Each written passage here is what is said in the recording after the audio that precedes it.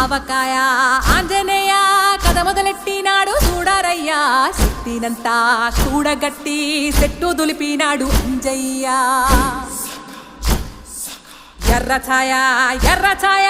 కోతి అవతార వెంటమాయ కత్తి సేత పట్టకుండా కాయ కోసినాడు కపిలయ్య